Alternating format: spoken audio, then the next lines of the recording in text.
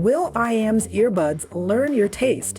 Gwyneth's Goop uses AI for wellness. Messi's building content with code.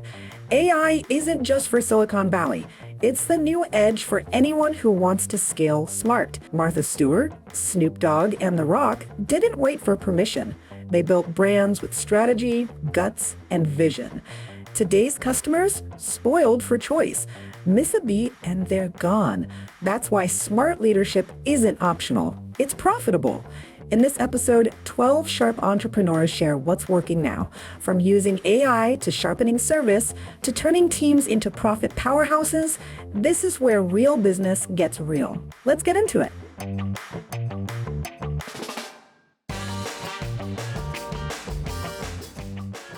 Being a great boss is essential for business. By inspiring your team, streamlining operations, and making smart decisions, you can unlock new revenue streams and maximize efficiency. So, what are some great management strategies that actually work?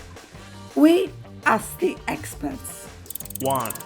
So we have to start with the goal in mind. What's the end in mind, that how we want to manage, right? And how do we want the representation of our company to be to the end buyer? This is really where we should start, because a lot of people don't think about that. They think, well, I hired this person, I'll bring him in, we'll manage him on this style. But when we're managing on this style, it's usually the reflection of how they're going to work with your clientele. So if you have a heavy-handed management style, so to speak, they're going to be heavy-handed in most cases with your clientele. So it's, because they're following the leader, so to speak. So one of the first places to start is to say, okay, what do we want the customer experience to be like? And how do we teach these people how to manage our people so it's self-reflective of how we want the outcome to be? It's a big question, but the reality is what do we want as the end representation to the clientele? And then start there, and then you can figure out what your management style should be. 2. Being an entrepreneur allows me to do that. I do run my business and my personal life the same, right? I am a very disciplined person. I'm very direct in my communication. Sometimes it doesn't come off really well to other folks, and they're like, whoa, can you use your soft skills? But I'm that way in my personal and my business life. In starting out with the business, I hired folks that I liked, knew, and I trusted. So I leaned heavily on my sister, who is a part of the business, which runs our payroll department. She was a payroll clerk for a very large healthcare facility, company called Kindred. And when they laid her off during the COVID pandemic, I was like, hey, I have an opening. I trust you. I trust your work. And so it worked out. And sometimes when I'm trying to give her direction, the sister comes out and we have to learn our positions and know how to talk to each other versus, falling out as a family. So it is challenging. 3. You can run numbers all day long. At the end of the day, it's always about the people. It's always about organizational behavior. So that conversation happened 35 years ago, maybe. So at the end of the day, it's always about organizational behavior has been somewhat of a headline for my career. So whether I'm in financial services, whether I was in traditional packaged goods, whether I do what I'm doing now with Trepwise and helping support the nonprofit and foundation community, at the end of the day, it's always about the people. So I say that about Trepwise is we're a human-centered firm, meaning we start with the people. We start with the org chart, we start with the stakeholder ecosystem, because we need to understand exactly who's involved in your organization, why are they involved, and what are they benefiting from. Finances are important, and I'm not minimizing that. We will also look at your finances. But we're not the consulting organization that's going to come in, ask for all your financial reports, and tell you how dumb you are. We are much more the organization who wants to come in, we want to be curious, we want to be empathetic, and we want to understand exactly what you're doing and for whom, and let's talk to those stakeholders. So the advice I give to clients, and the advice I would say has really helped me in my career, never forget, it's all about people. 4. Well, it definitely has evolved. As I matured, or as I learned more, or as I got older, all of the above, it's changed. When I had my first business, everything was on the line. We had little kids at home, everything's on the line. We took the home equity from the house. We could not fail. Let's put it that way. There was no, we burned the bridges. I'm a big guy and don't have an exit strategy. I want you to have an exit strategy. I don't want you to have a foot out the door the day you open. You are burning the bridges. No going back. It's going forward. And the employees, because I was so intense at that point in my life, we had meetings upon meetings and studied the profit and losses. I've always been big on profit and loss. I've always been big on growth, on sales and P&L and how they work together. How can we reduce expenses? How do we grow the business? Do you know our best clients? You should know your best client, this and that. And then as they became more seasoned and they became management, I could not be as intense because that was their job at that point. So I backed off more. Today, it's a whole different game. I'm not an employee-intense business today, and none of them are. I keep, one of my goals, I was in 9/11 and in turn, thankfully, obviously, I survived. But when I got out of there, I wanted to simplify my life. So I had to reorganize the life.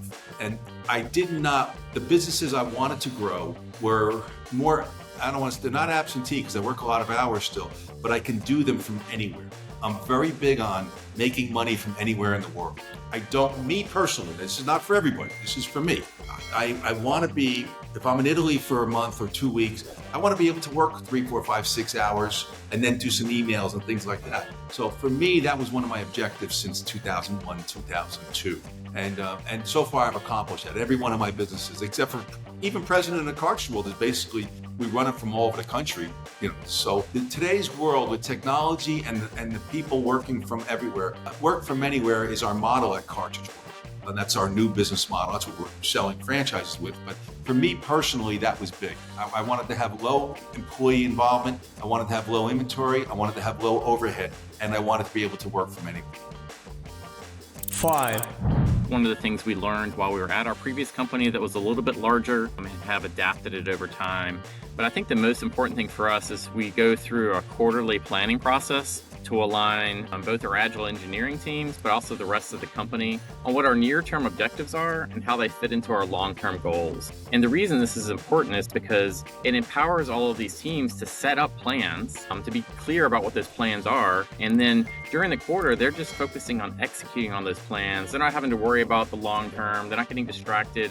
And also from a management perspective, I'm not constantly changing what they're focused on. They're able to just execute and pivot themselves as they're running into challenges. They know what the objectives are. So it's a two-way communication of being able to say, this is where we're trying to go. This is how we want to get there. And then also that as the teams are executing, them being able to bubble up problems and allowing, management to be able to help them get past those roadblocks. So probably a thing I would say is making sure you have a great communication strategy and doing some type of incremental quarterly planning or annual planning, whatever it might be that works your organization, so that you can communicate where you're going and empower everybody else to then execute on that without it having to be a constant battle of making decisions on a daily basis to make that happen.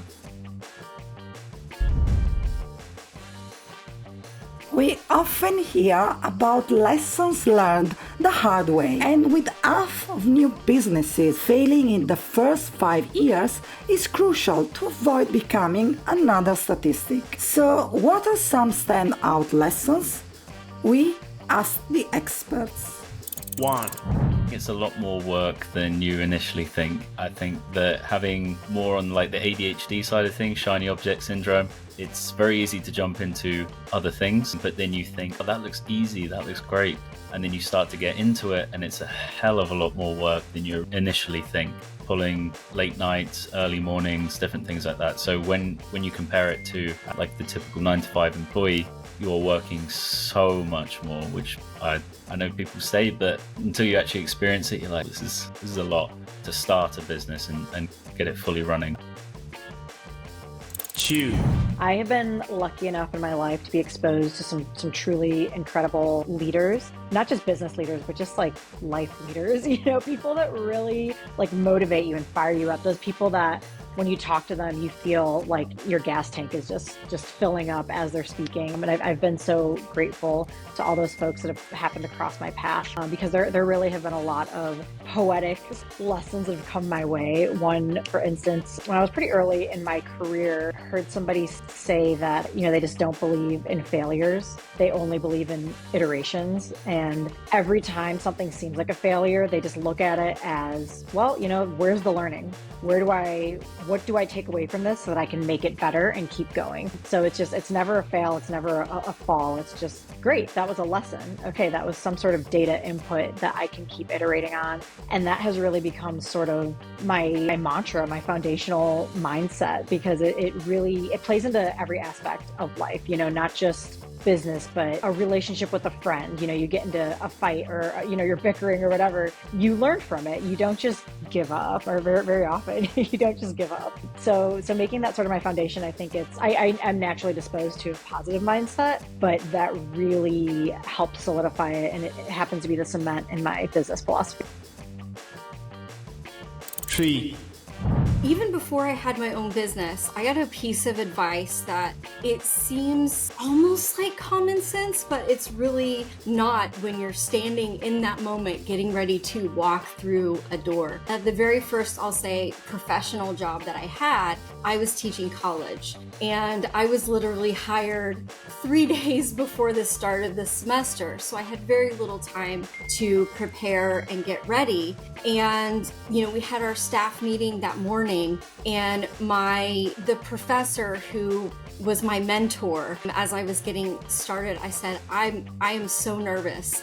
I have been in college, I have a master's degree. I have been in hundreds of college classes, right? And I feel like I have no idea what goes on here as I'm standing at this door. And what he said to me has stuck with me, and it's something that just echoes in my head. And he said, trust your knowledge and your wisdom. So if you've already done the work and you've already prepared and you have the knowledge to do the thing that you're going to do, it doesn't matter if you're looking at a blank page and you don't know what to put there, or if you start to have imposter syndrome for something that you've done 1,000 times and all of a sudden one day you're like, oh my gosh, I have no idea how to do this. Just take a step back and trust your knowledge and your wisdom, that your knowledge is going to get you through the door and your wisdom is going to help you continue. 4, Going back to Richard Branson, and one of my mentors was on stage with him, and he asked him that question. He said, how are you successful? What's your one tip? And he said, I don't reinvent the wheel. I just take what other people have done and make it slightly better. And again, if you think, if people know who he is, he didn't invent broadband, he just improved upon it. He didn't invent airline companies, he improved upon it. Records the same. He tried it with Coke and it didn't work. But, everyone has their failures. So I think it's that you don't, this idea that at school you have to sit and not copy. I think you do. You should learn from other people. You should see what other people are doing in your industry and go, how can I tweak that? How can I improve upon that? How can I make it even better? I think that's quite a good skill to learn, and it's not something we're taught at school or university.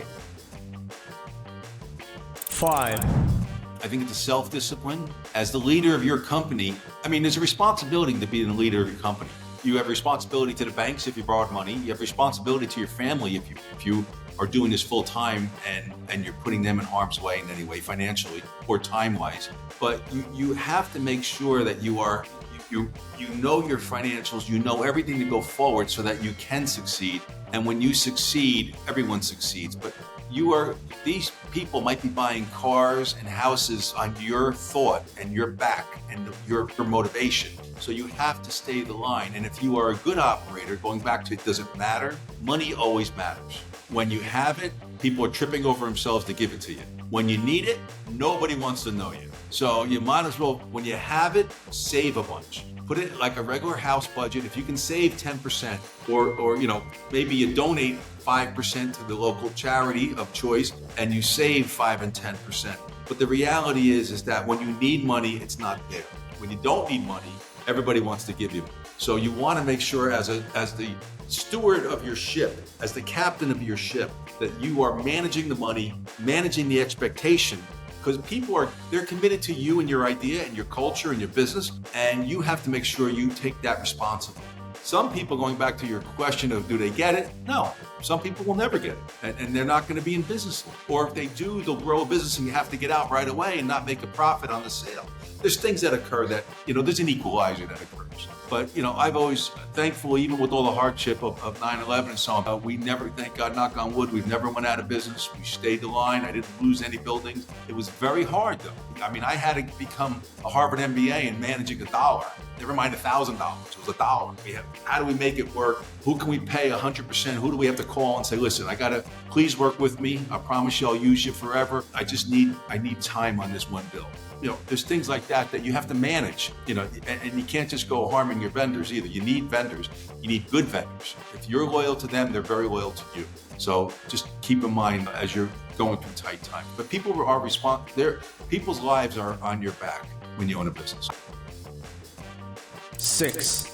Maybe the biggest lesson is less about the business and more about myself. I think that your core values as a human really influence and should be the same as your core values as an entrepreneur, as a business owner. For me, that's about trust. I'm making sure that I'm engendering trust with my clients, with my teammates, with partners and collaborators. I always want folks to understand and believe and know with every ounce of certainty that you can trust our counsel, that you can trust our business integrity and how we operate, that we will always mean what we say and say what we mean, and we will never overpromise and underdeliver. If we are not able to do something, we will be very authentic and tell you that. So making sure that your core values are being pulled through to the business is probably the biggest lesson.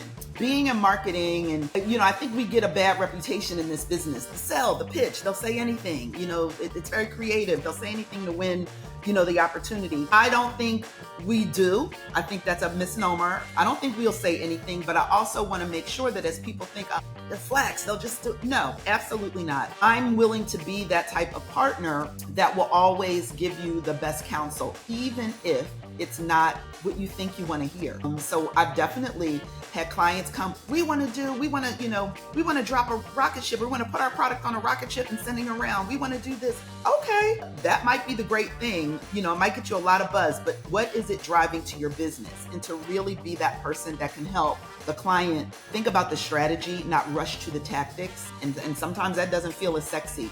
I didn't mean to go on a tangent, but I think being true to your values and making sure that shows through in the business, that's probably the biggest lesson. And that is something that's accessible to all of us. It's making sure that you're focused and intentional, because frankly, when you bring people around you, that's what they're looking for from a leadership standpoint. You're looking for people who are interested in sharing your vision. And so it's important that you're clear on what that is.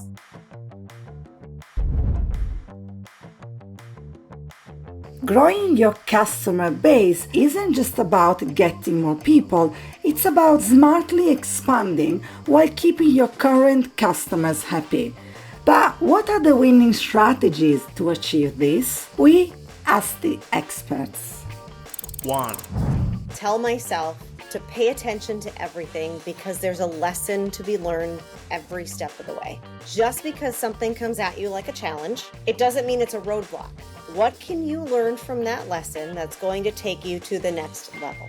And that's how you get ahead. That's how you grow, is if you don't look at them as obstacles, you look at those as opportunities. And that is truly what I've taken from business to business in growing everything I've done.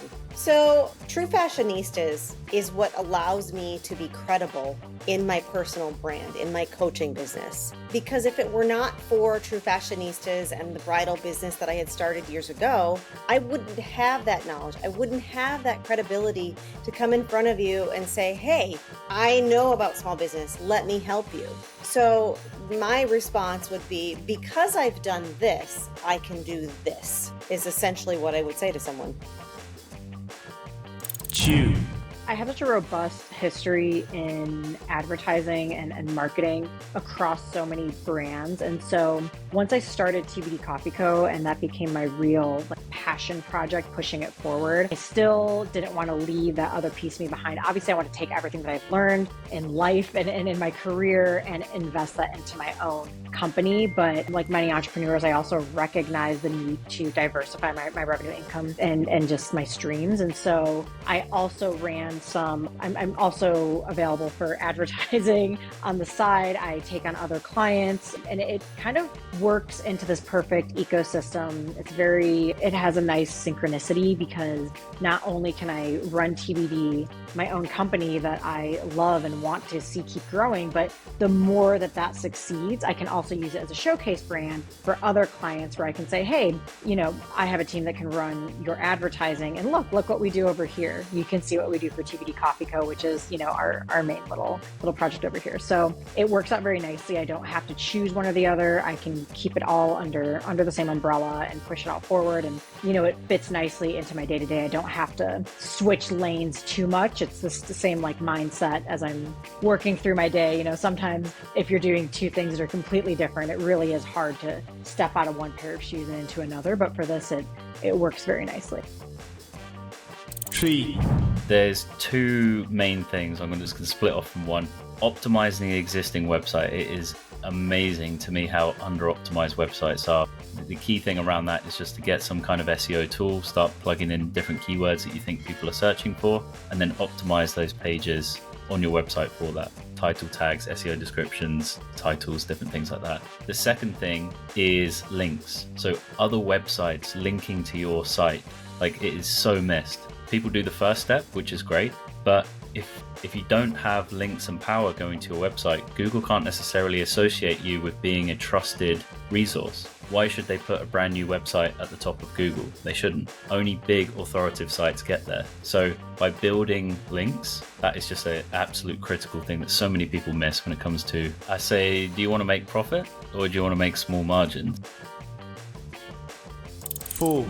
I think there are two main avenues that have really led to my growth and success over the last year. The first thing is always staying on top of developments in the industry. I don't consider that what I know now is everything that I ever need to know. I know that there's a lot of things that I still need to practice, that I need to learn more. And so I'm constantly reading industry publications, watching YouTube videos, listening to podcasts, watching this YouTube channel has given me a lot of great information, and just really, spending time talking to colleagues. And then I think the other thing that has really contributed to my success is providing quality work and great customer service. Those two things just cannot be ignored, because those are the things that are going to get people to refer you. My business these days, I'm not doing any kind of outreach. I am on a referral basis only, and I have a wait list. And that is all due to staying up to date, providing great customer service, and great quality work. 5. The biggest thing that got me new customers was being seen. And so I think writing articles is great, writing blog posts is great, but if you're out there, certainly on TV, it helps. But, nowadays, YouTube and TikTok, if people can see you doing what you do, or even on stage, it creates a level of connection I don't think you get other ways. So certainly for me, which is a very intangible thing, being seen on camera. I think for me, being seen doing what I do, because what I do is very intangible. And so I've felt that being on TV, being on YouTube, having tips out there that are visual, certainly seems to make a bigger impact than just other social media, other blog posts, things like that. 6. So a couple of things. Let's talk about kind of the edge over competitors. I'm in the business that exists. So I'm coming into a business new. And so one of the biggest competitive edges I have is really my authenticity, our integrity, and the caliber of people that we have on our team. It's one thing that no one else can replicate. So we compete with some of the big names in the business, the Accentures of the world, the Deloittes of the world. We compete against them, but putting the right people around you makes a huge difference. So we really got to talk to what that edge is. And when we talk about how do I stand out and differentiate myself, if I'm not evolving, I'm fading and staying, and I'm trying to stay adaptable. And that's really non-negotiable in our business. So we have to evolve. That's the biggest one. And then, of course, the rewarding part of entrepreneurship, again, I'm going to continue to preach this. We're going to continue to change lives and change people's lives as we move forward. So I think those help me to maintain a unique position in our industry. We're a boutique firm. We do customized work. We meet the needs of everyone. We're not too big not to pay close attention to the needs of our customer. And we make sure that we bring the right people on board.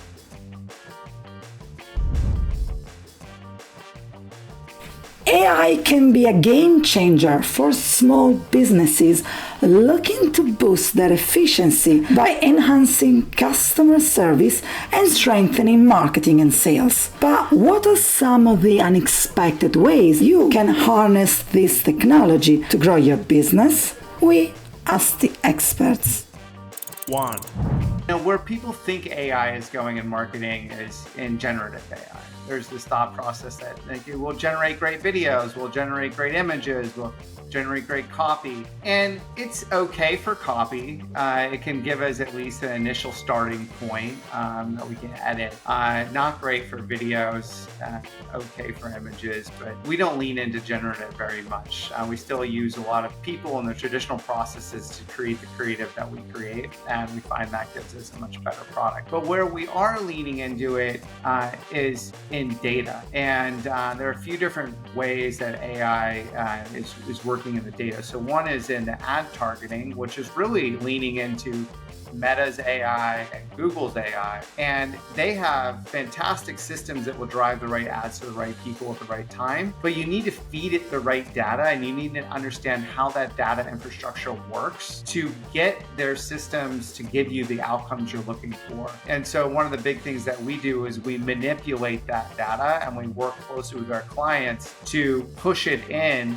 to their ad algorithms to give us out the outcomes that we need. And that might be helping with down funnel data, customer level data, website data, etc. The other one that's interesting is using the data to make decisions around budgeting. And so AI is coming into media mix modeling and attribution modeling and all those different pieces. And so we work with a number of partners, pull in our clients' data, all of their marketing data, and then run it through their AI systems to tell us where we're seeing points of diminishing returns on our investments and where to reallocate those dollars into places where we think we can get a greater marginal return of each dollar spent. 2. We're basically using it as a tool to assist right now. So we use ChatGPT and we use Claude right now for various things, including running big data sets, compiling data together, pulling different sheets together, lots of data side of things that naturally would have taken us 30 minutes, an hour to kind of just manually put together. That was truly a complete waste of team's time, is really now making that into 30 seconds, which is fantastic, which means that we can work a lot faster in that sense. So those two tools for sure, very, very good. 3. Firstly, with AI, it's nothing to be feared. A lot of people fear AI. But the reality is AI isn't here, it's here to stay. And it's only going to grow and get bigger. And it's not a question of whether you should use AI or shouldn't use AI. It's a question of how well do you use AI, because it's a tool. I remember when the internet first came around to high-speed access. I'm that old. And I remember people saying things like, this is a fad, it will never really, it's like, it's okay. And I was saying, this is going to change selling forever. Because now you can get information that you couldn't get before quickly, so you no longer have the seller knowing more than the buyer. And years later, today, people do all their research online before they even talk to the seller in many cases. AI is one of these things that's going to be the same thing. It's going to be a game changer, and we either embrace it or it's going to level out some of the lower end tasks. How we use it, research for one. If you want to know anything on your industry, you want to know who your apex decision makers are, you want to know the influencers, what they want, what they need, what they fear. AI is a way to do that. And whether you use ChatGPT or Gemini or somebody else, other service, it really doesn't matter. But you can use it for research purposes. You can also use it for writing. It will take and craft lots of great messages. It will craft lots of great ideas for you. You can ask it ideas, and it will come up with things that you had never ever thought about likely yourself. I use it all the time on anything you can do. You can have it create funnels for you. You can have it create websites for you. I use AI for video. I have video programs that I can create a full production video within an hour. That would take me normally normally weeks and 3 or 4 people to put it together, and we can create it in under an hour with 1 or 2 people in the company. So yeah, that's how some of the ways we use it, and there's so many ways to use AI. Full. We're asking the wrong question when it comes to AI. Instead of saying, can AI do this? We should be saying, should AI be doing this? Are we taking it in the right direction? There are some things that I find that AI is absolutely fantastic for. If I have a lot of information and I need to get that condensed down fairly quickly, AI is fantastic. It does a great job of really consolidating a lot of information. If I have a PDF and I want questions about that PDF document, AI is great for that. But should we be asking AI to do the creative work that can really only come from a human mind? And I would say no. I have done a lot of beta testing for language models. I have tried every single one of them out there. And can AI produce writing? Yes. But there are some very specific things that it lacks. It lacks creativity, it lacks nuance, it lacks discovery. And those are all things that come from the way that the human brain makes connections and not electrical pathways. So, as AI develops, I think that we should, instead of looking at how can we use AI to replace creative processes, we should be asking how can we use AI to replace everyday mundane processes that free people up to have more time for creative work. 5. And one of the things I will say about AI is we were careful not to, jump on the bandwagon and try to create this AI magical pixie dust that we would then charge extra money for, and people would go, what? Why do I even need this? We did try to avoid that sort of bandwagon jumping. But one area where we saw tremendous opportunity to potentially help our customers was addressing their initial journey with our product. So our customers can build literally anything with cognitive forms. There's so many verticals out there, so many problems people are trying to solve, and our product can address all of that market. So it's impossible for us to create starter templates for every possible scenario. So we were thrilled to be able to use generative AI technology to allow people to describe their needs conversationally in words that made sense to them, to create forms based on literally billions of forms found online. The entire world's problems and solutions are out there, and these AI solutions are able to leverage that and translate the words they provide to us into this data model that we can then use to create the forms that actually match what their needs are automatically, which is really, really cool. And we didn't have to use our customer data to train it, which we were really not wanting to do. And we've also been able to put safeguards in place as appropriate so that we don't create inappropriate forms. But that was a really great example to be able to leverage some of these emerging technologies to quickly get people started using our platform. And we'll continue to evaluate the use of AI in an appropriate way, in a cost-effective way, to be able to help people automate their processes. The Best of Business show is brought to you by the BASA Awards. The BASA Awards exist to recognize, reward, and promote exceptional small businesses. We run 4 award programs: Best of America, Best of Australia, Best of Canada, Best of UK. Remember, it's strictly for small businesses only. Nominate your business today.